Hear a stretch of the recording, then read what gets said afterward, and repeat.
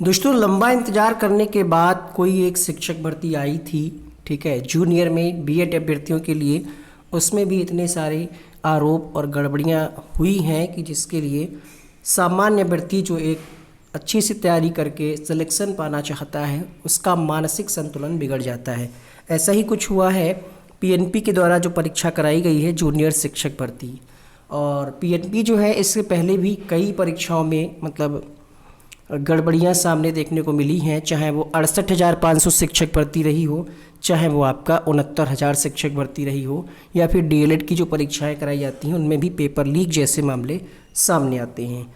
अब यहाँ पर जूनियर शिक्षक भर्ती की अगर हम बात करें तो आप यहाँ पर देख पा रहे होंगे जो डेटा इन्होंने उपलब्ध कराया है, इसमें आप देख पा रहे होंगे कि पहले का जो डेटा है इसमें 14,928 बच्चे सम्मिलित थे। रिजल्ट की तो बात छोड़िए, एक फर्जी वाला यहाँ पर आपको हम दिखाते हैं। 14,928 बच्चे सम्मिलित थे, ये डेटा इन्होंने ही दिया था प्रधानाध्यापक के। फिर ये बताइए कि यहाँ पर 14,931 कैसे हो गए?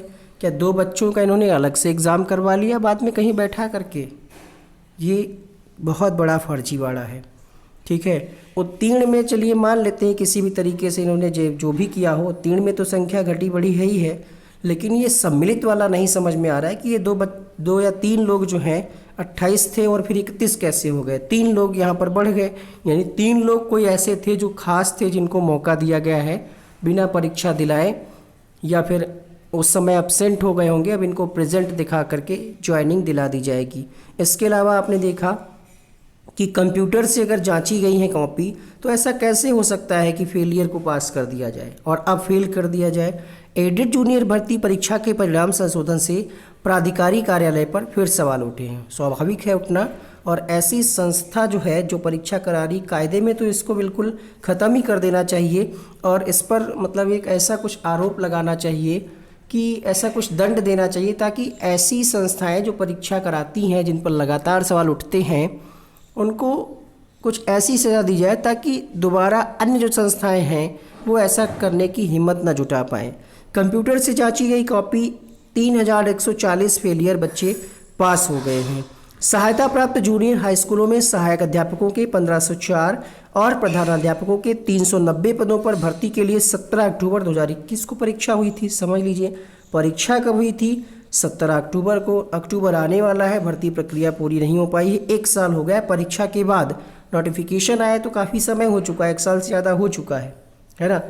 अब यहाँ पर ये कहा जा रहा है कि जो रिजल्ट आया है रिवाइज रिजल्ट, इसमें परीक्षा नियामक प्राधिकारी कार्यालय पर गंभीर सवाल उठे हैं। इस परीक्षा में 3140 ऐसे अभ्यर्थी पास हो गए हैं जो दोबारा हुई, मतलब जो दोबारा रिजल्ट आया इसमें ये फेल हो गए हैं। लिखित परीक्षा ओएमआर सीट के माध्यम से कराई गई थी, जिसकी जांच स्कैनर और कंप्यूटर की मदद से होती है। सवाल है कि इतने बड़े पैमाने पर फेल अभ्यर्थियों को आखिर कैसे पास कर दिया गया? देखिए, अगर आप ये सोच रहे हैं कि हमने तो जूनियर दिया नहीं था, हमसे क्या करना, जो दिया वो जाने, तो अगर ये आपके साथ हुआ है तो आने वाली प्राथमिक शिक्षक भर्ती में अगर कहीं ऐसा हो गया तब आप क्या करेंगे?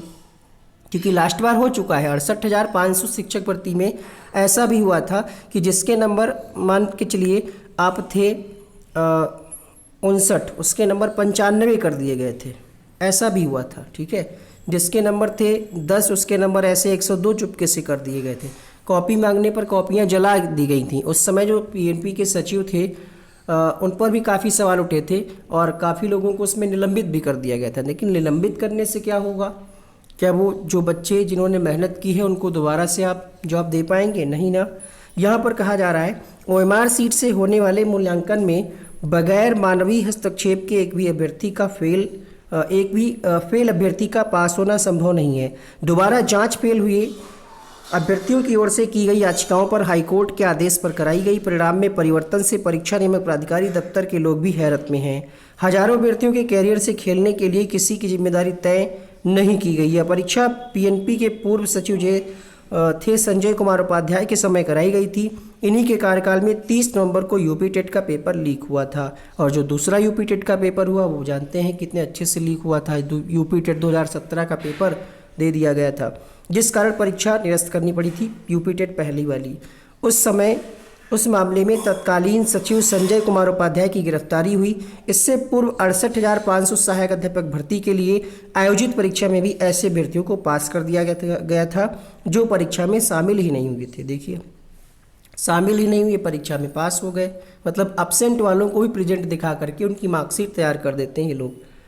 उस मामले में तत्कालीन सचिव सुक्ता सिंह को निलंबित किया गया था। बाद में परिणाम तैयार करने वाली कंप्यूटर एजेंसी को भी ब्लैकलिस्टेड किया गया था। तो ब्लैकलिस्टेड करना, निलंबित करना ही सिर्फ समाधान नहीं है, ठीक है। निलंबित करने के बाद क्या है, फिर से वो उतना पैसा जुगाड़ लगा करके फिर से वो अपना किसी पद पे बैठ जाएंगे। यहाँ पर अगर हम बात करें तो ये कहा जा रहा है कि अमान्य विषय सीरीज भरने वालों को किया गया पास।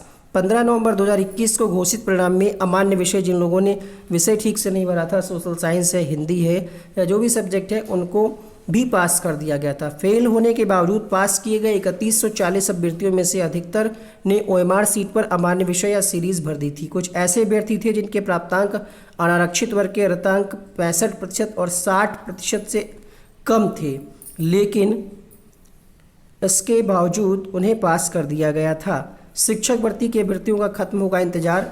जूनियर एडेड हाई स्कूलों में शिक्षक भर्ती का संशोधित परिणाम घोषित होने के साथ साथ बेरोजगारों का इंतजार खत्म होने की उम्मीद है। हाईकोर्ट के आदेश पर पहली बार लिखित परीक्षा के माध्यम से नियुक्ति कराई जा रही है। उसमें भी इतनी धांधली हो रही है कि कुछ कहने को नहीं।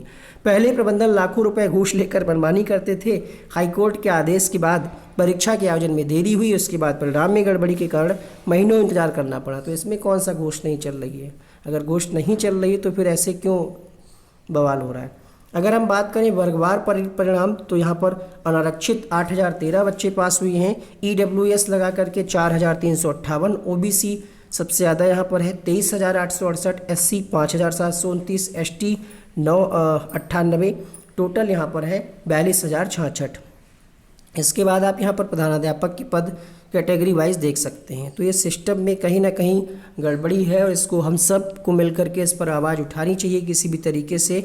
और बड़ी बड़ी जो कोचिंग संस्थाएं हैं जो लाखों रुपए इकट्ठा करती, करोड़ों रुपए पेड कोर्स बेच करके, उनको भी इस पर आवाज़ उठानी चाहिए, ठीक है। यहाँ पर आप देख पा रहे होंगे कि बहुत सारे लोग ऐसे हैं जो सीरीज नहीं भर सके हैं, इसलिए इनका रिजल्ट इनवैलिड हो गया है। चलिए आज के इस वीडियो में इतना ही रखते हैं। बाकी आप यहाँ पर देख सकते हैं जो असिस्टेंट प्रोफेसर, इसके बाद हम बात करेंगे सिर्फ प्रयागराज में नहीं बनाए जाएंगे परीक्षा केंद्र। जो असिस्टेंट प्रोफेसर भर्ती होनी है उसके लिए जो है अन्य जिलों से भी केंद्र मांगे गए हैं। प्रदेश के अशासकीय सहायता प्राप्त महाविद्यालयों में असिस्टेंट प्रोफेसर भर्ती के लिए जल्द ही परीक्षा तिथि घोषित की जा सकती है। अभ्यर्थी चाहते हैं कि सिर्फ प्रयागराज में ही केंद्र ना बनाया जाए, दूसरे जिलों में भी केंद्र बने ताकि दूर दराज रहने वाले अभ्यर्थियों को दिक्कत ना हो। विज्ञापन संख्या 51 के तहत अशासकीय महाविद्यालयों में असिस्टेंट प्रोफेसर के 981 पदों पर 90,000 से अधिक आवेदन किए गए हैं। इस बार भी उत्तर प्रदेश उच्चतर शिक्षा सेवा आयोग पूरी तरह से प्रयागराज में ही परीक्षा कराने की तैयारी कर रहा है, लेकिन बच्चों का ये कहना है कि दूर दराज से जो आते हैं उनको दिक्कत हो जाती है। इस परीक्षा के लिए यूपी समेत अन्य राज्यों से भी अभ्यर्थियों ने आवेदन किए हैं। अभ्यर्थी चाहते हैं कि उत्तर प्रदेश लोक सेवा आयोग की तर्ज पर उच्चतर शिक्षा सेवा आयोग भी ऐसे जिलों में परीक्षा केंद्र बनाए जो यूपी की सीमा पर स्थित है और पड़ोसी राज्यों के करीब हैं। ऐसे में दूर दराज रहने वाले अभ्यर्थियों को दिक्कत नहीं होगी और उन्हें गृह जनपद के पास परीक्षा में शामिल होने का मौका मिल जाएगा। तो आज के इस वीडियो में इतना ही। बाकी जूनियर एडेड को लेकर के आपकी क्या प्रतिक्रिया है, अगर आपने परीक्षा दी थी तो आपके साथ क्या बदलाव हुआ है, कमेंट बॉक्स में ज़रूर लिखिएगा ताकि अन्य लोगों को पता चले कि क्या क्या चीज़ें धांधली हुई हैं। और बहुत सारी चीज़ें होती हैं ऐसी जो दब जाती हैं, पता ही नहीं चलती हैं। बहुत सारे बच्चे ऐसे भी होते हैं जिन्होंने एग्ज़ाम दे दिया था, रिजल्ट ही नहीं चेक किया, चेक कर रहे हैं तो अचानक से ऐसा बदलाव दिख रहा है।